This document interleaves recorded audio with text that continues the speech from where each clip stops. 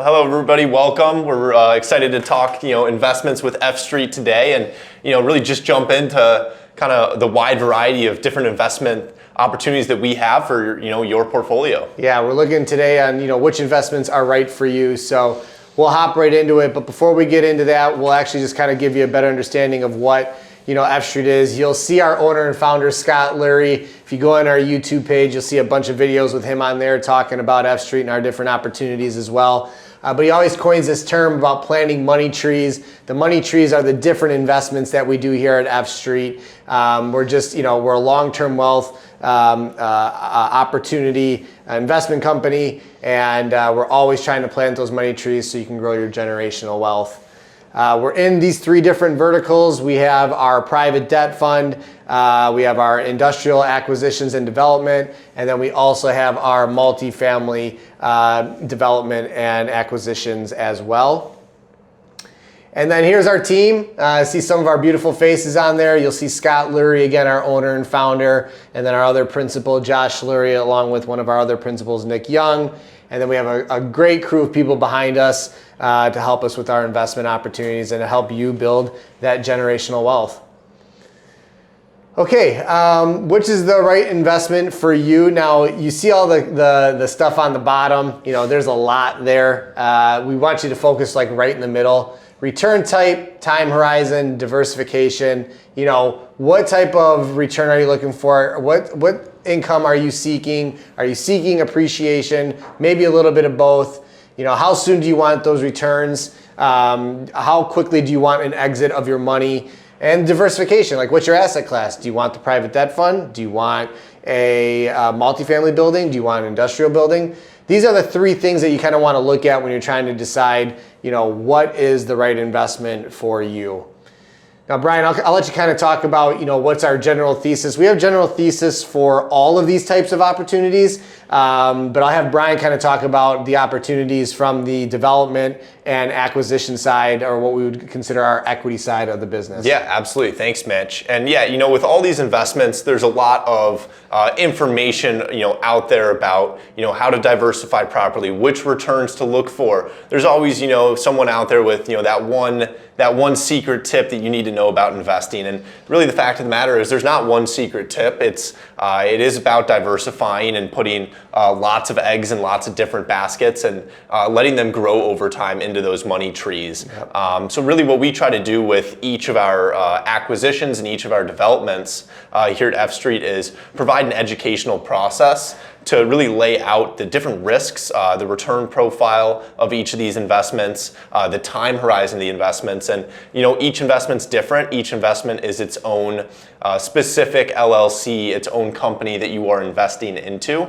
Yep. So we really just try to lay everything out as clearly as possible and really have an educational process with our investors just to make sure that they're comfortable. So, with our industrial acquisitions, which we've had about 6 so far this year, we set out a goal of acquiring 2 million square feet of industrial assets this year. Not quite there yet, but we're getting really close. We're well over 1 million square feet of acquired industrial assets with, a few deals we have under contract right now, a few deals that we're closing on pretty soon here that are fully funded. So really what we're looking for is assets that we're able to buy with a really good cost basis. So if we're buying a 200,000 square foot warehouse, if we can get it for $35, $40, $45 a square foot, that's about half or even less than half of what it would cost to build that building today. The next thing that we're really looking for is cash flow and the way the leases are structured. There are some leases where the tenants, they're going to pay for all the operating expenses, all the taxes, all the insurance, and sometimes even all of the capital improvements that the property needs. And that would be called a what? That's an absolute net lease. That's right. And if they don't cover the capital improvements and the structural improvements at the property, it's a triple net lease. So that's really what we're going out and targeting. And we actually have an open deal right now, F Street Iron Block, yep. Absolute net lease, 15-year term. So we know we're going to have cash flows for 15 years. We know we have minimal landlord responsibilities, yep. And it's really set up to de-risk the investment for our investors. Yeah. And then the tenants that we're looking for strong businesses that have growth mindsets that are going to renew their lease or maybe expand space within a building. So there's a lot of different factors that go into these. Yeah. And if you can see the table at the bottom of the screen, that cash flow increases year over year, because the next thing with the lease structure that we're looking for is rent growth that is contractually written into that lease. Yep. So if Mitch is my tenant and he pays me $100,000 in the first year, in the second year, he might be paying me $103,000 with a 3% increase. So that's really what we're looking for, is that year over year rent growth as well. Yeah, awesome. Very good. All right, let's talk about the returns on the acquisition side, right?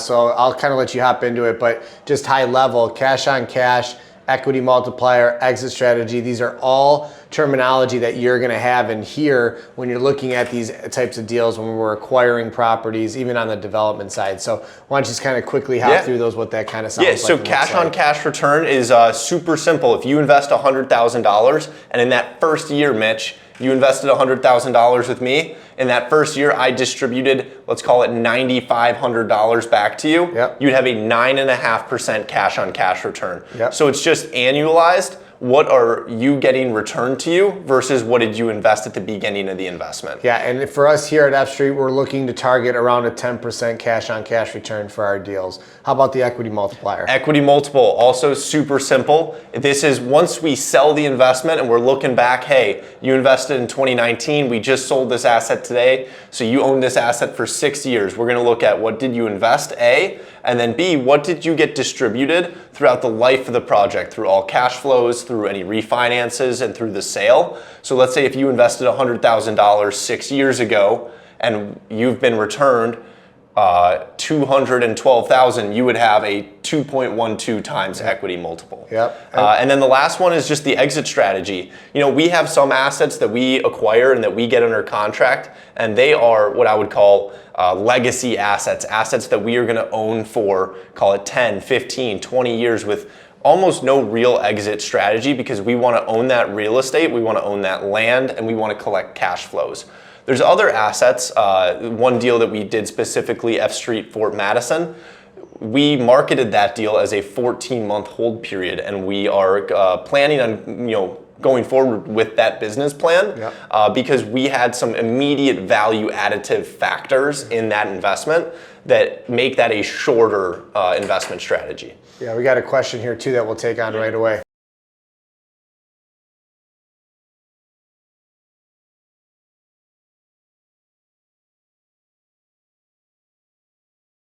So the question was, how many deals are we actually looking at before we kind of say, hey, this is the deal that's good for our investors? And that's a great question, and it's countless.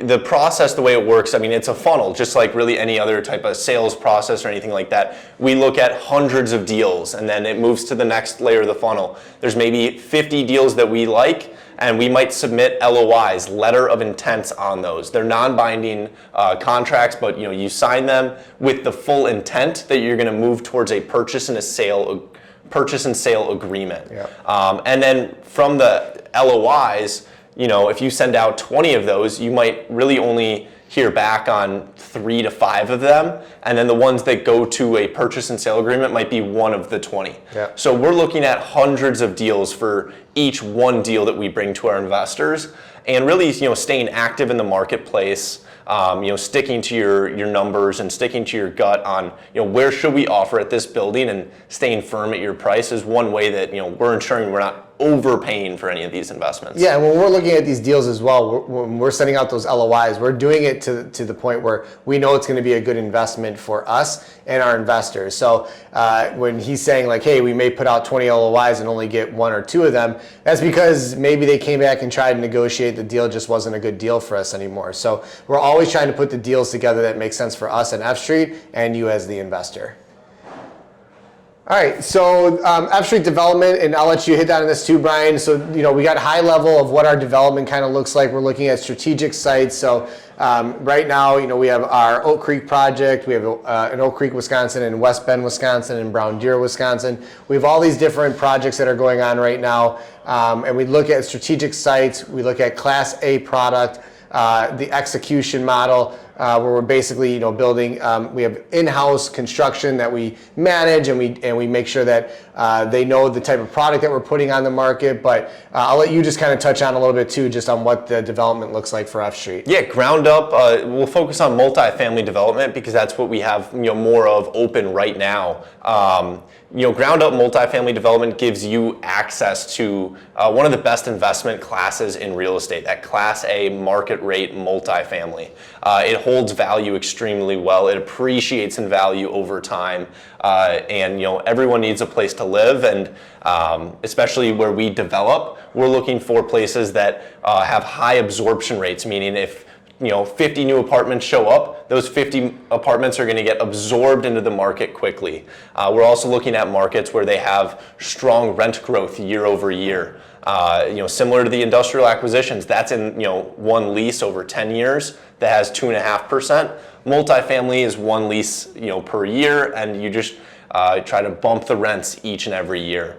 And then, as Mitch said, we have an in-house construction manager. So he's working with our general contractor, with our architect, ensuring that construction process is de-risked. Yeah. So there's a lot that goes on and goes into each development, and stay tuned for more multifamily developments here at F Street. Yeah, one thing I just want to point out for the multifamily development, what we really try to do is we've tried to find cities or municipalities that are familiar with tax incremental financing. It's what allows us to make these deals work. They're giving us a rebate on the real estate taxes that we owe each year, and that's what we do a really good job of structuring our deals that way. And those are the types of areas that we're looking for, is spots that know how to do tax incremental financing, and we do a really good job of structuring deals, and essentially that's what helps us make the deals make sense. So on the acquisition side, this is what the return profile typically looks like. Projected targeted IRR 18 to 22%, equity multiples 1.9 to 2.1, 3 to 7 year hold period. When we have these deals come out, that's what we're typically targeting and looking for when we write these deals. Yeah, so the private debt fund. So this is one of these things. Also, too, if anyone has any questions along the way, like we had earlier, if you have a question, go ahead, put it in the chat. We'll answer that question. One other thing that I wanted to point out versus what the private debt fund that we're going to talk about versus the equity deals is the tax benefits. There's different tax benefits versus the private debt fund versus the equity deals. On the equity side, you get a K1 at the end of the year where there's cost segregation, and we do a cost segregation study that will accelerate the depreciation that can help you show a passive loss at the end of the year. With the private debt fund, there's a 1099 that you're going to receive at the end of the year, and we'll kind of get into that. But the private debt fund is actually one of the flagship funds of F Street. It's something that a lot of investors start out with when they come into F Street. They get a fixed return on their money, and it's a 10% annual return, and it gets paid out on a monthly basis. Actually, awesome enough, today is the last business day of the month. Every investor that's in our private debt fund, when they opened up their bank account this morning, they saw that private debt fund money in their account. So very, very structured, and we'll kind of dive into how it kind of works. So Mitch, real quick, I have a question. Yeah. So it's last business day of the month. Yeah. Every single last business day of the month over the last 16 years, how many payments have we missed? None. Zero. Okay, I just wanted to check. Yeah, dude. So it's not just this month, it's every month. It's every single month. That's good to know. It's really good to know. Yeah, so 16 plus year track record, as Brian set me up for. We've never missed an interest payment. It's always been the 10% annual interest. Simple example, as you can see on the screen, $100,000 investment into the private debt fund gets you $833.33 every single month. That's $10,000 a year, basically divided by 12. Again, you receive a 1099 at the end of the year. You are taxed on the interest as ordinary income. And then in our subscription agreement, after that 1 year, if you want that money back, you can just reach out to me and let me know. We will return those funds to you after that 1 year. We do give ourselves a 90-day period to return those funds to you after you've requested, but typically we're returning those funds in 1 to 2 business days. And we have a question. Petey, go ahead.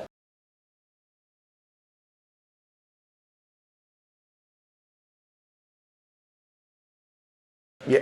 Yeah. So the question was, what happens if I need my money early from the 1-year private debt fund? So we do a 1-year hold because our average loan cycle is 327 days. So we're trying to have your money be in the loan cycle for 1 full year. If you need your money back before the 1 year, I always tell investors, if you think you're going to need your money back within 1 year, this might not be the best investment for you. But we are human. We understand life circumstances come up. We understand things happen. I've always had a conversation with Scott. If someone needs their money early, I've always seen him return that money. I've never seen him charge a penalty for it. But again, this is the circumstances where maybe there's a health issue or something has happened in life where you need that money back, where you just don't have any other source besides us.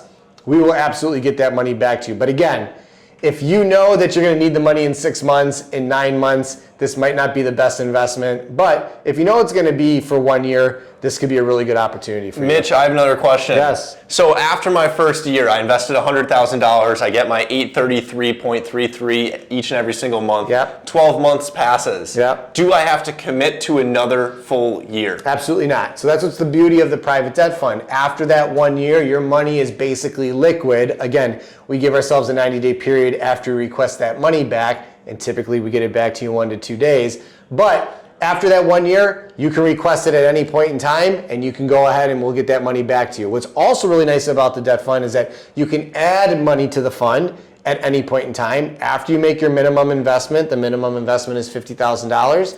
After you made that minimum investment, you can invest in $5,000 increments, and we only start a new 1-year note for the new money. So we'd only start a new 1-year note for the $5,000 that you've newly added. It doesn't restart the clock or anything like that on your initial investment. So moving forward, there's a great feature inside of the private debt fund. We see a lot of investors use this feature.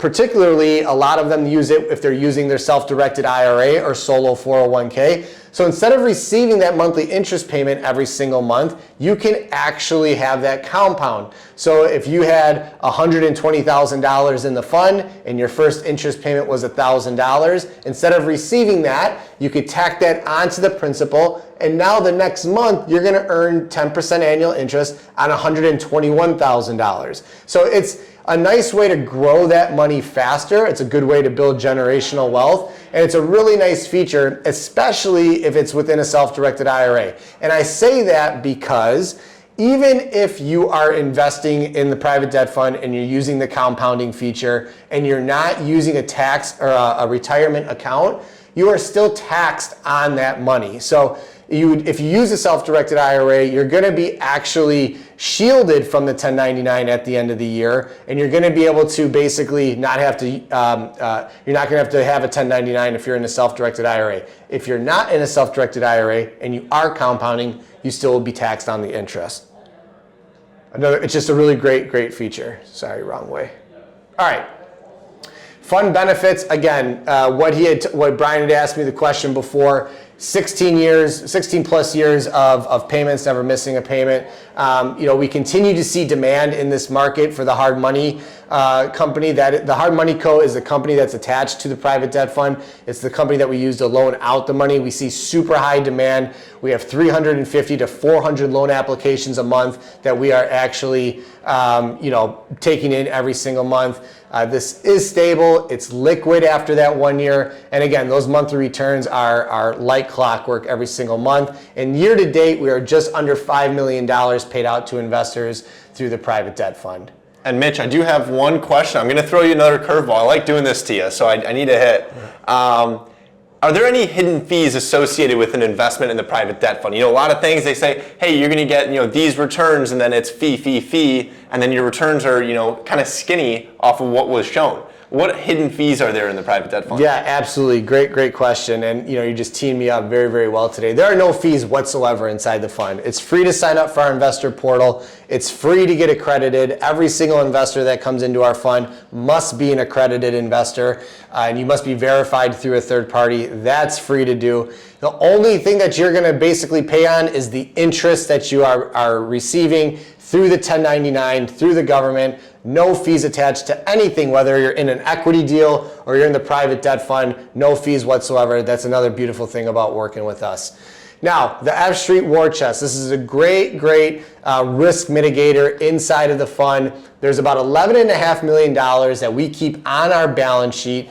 This is Scott's money that he uses, members' equity, that stays on there so that if at any point in time, if for some reason there was a month, and this has never happened, ever, but if there was a month that we went in the red, Scott would use that money in the war chest to plug into the business so that we could continue to pay the investors out that month, just like we would every other month. So there's $11.5 million on the balance sheet. Scott does this because it helps him sleep at night. It helps him know that there's money there if at whatever point in time, if there was a reason why we weren't able to pay the investors out because we were in the red that month, we would still be able to pay them out through the war chest. So just a great way to just know that there's another risk mitigator inside of the fund. And every single year we do independently audited financials. We do have this on our balance sheet, like I said. Those audited financials are viewable to anyone that would request them. We just ask that you sign an NDA. But again, this is a great way to just have another safety feature inside the fund. And we have another question.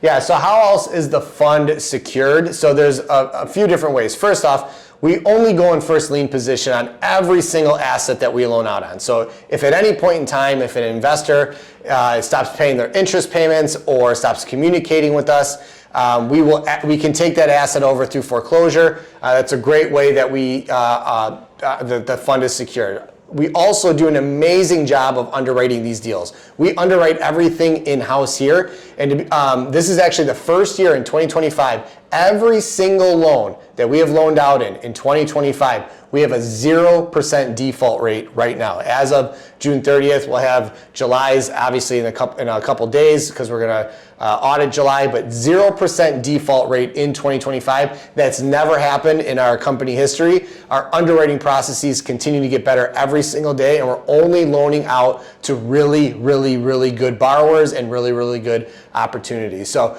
huge wide range of diversification. At any given time, we've got about 500 active loans out in the marketplace. About 50% of those loans are in Wisconsin. The other 50% are located throughout the Midwest, Illinois, Indiana, Ohio, Michigan, Minnesota. Midwest really being our bread and butter. But again, that first lien position, we have our underwriting. We have about 500 active loans. The large majority of those loans are single family homes. So great way of us kind of making sure that this fund is a really good fund and is protected. So all in all, let's invest together, whether it's on the equity side or on the private debt fund side. What I always tell anyone is if you are interested, go to fstreet.com, sign up for our investor portal. There's no cost, there's no obligation to invest with us. You're then in our ecosystem and you're gonna start seeing our deals, you're gonna start seeing more emails about coming to these live webinars. You're going to see more about the private debt fund. It's just a great way to get in the ecosystem and start hearing from us more. And again, educating yourself. I always tell investors, anyone that's ever watching one of these videos, I give major kudos to, because it's up to you at the end of the day to build your wealth and to create that mailbox money and to create passive income. So you're just educating yourselves on these. And if you ever want to connect and learn a little more and talk through some stuff, you can reach me at mitch@fstreet.com and Brian, BR with an IAN at fstreet.com. Really anyone on the F Street team that you see here on webinars or roundtables, first name at fstreet.com. We like talking about the work. We're passionate about our work. If you can't tell. Yeah, if you couldn't tell. And we might get a little nerdy with the debt fund and the equity deals, but we love chatting about it and kind of sharing the message. So reach out to us. Reach out through the investor portal, email, text, call, and we look forward to chatting with all of you about some of these investment opportunities. Oh, and we do have one question before we get out of here.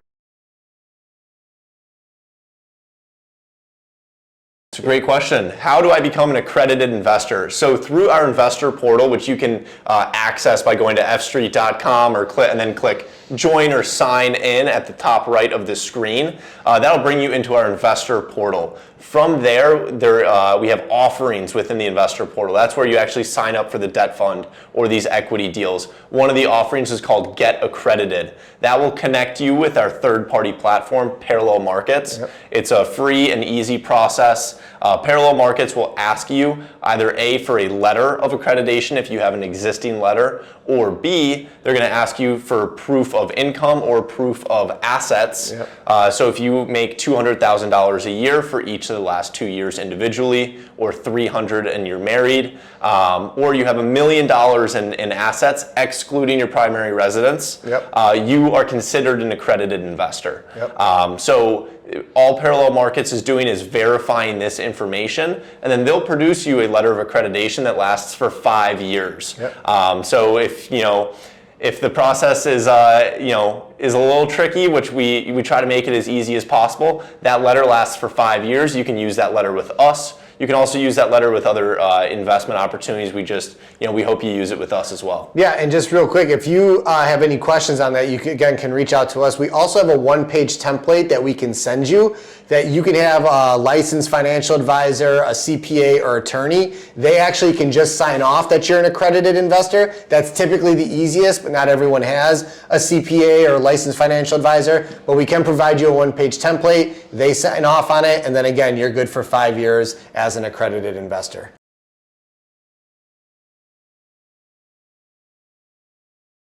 Yeah, it's a great question. Who manages the tenant relationships and the properties for our acquisitions? So we have an in-house asset manager, and then we also have third-party property managers at a lot of these assets. So what our asset manager is doing is communicating with the property managers. We perform regular site visits, whether that be quarterly or twice a year visits to some of these properties. And then the properties that are local here, we are at a lot more frequently. We do look for triple net leases and absolute net leases for these assets, which takes a lot of responsibility off the landlord's plate, but we're still managing that tenant relationship with, regular check-ins with the tenants, regular inspections of the building to make sure everything's in good functioning order, because, the work really only starts once you acquire the property, and then following through on that business plan is, really where you can find the real value in these investments.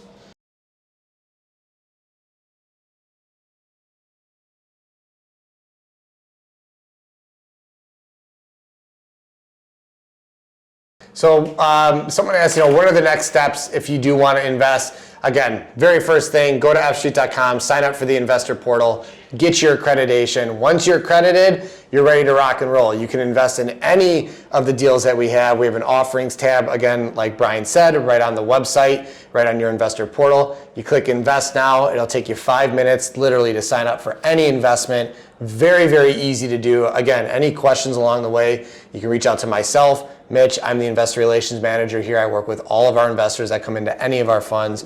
Or again, you can. The other question was, what is the maximum amount I can invest? That's not a problem that we've encountered yet. So please entertain us. Yeah. So everyone, thank you so much for your time today. Really appreciate it. Again, Brian, thanks for joining me today. Of course. And we hope everyone just has a really great day. Yeah. See you guys next Thursday. All right. Take care. Bye-bye.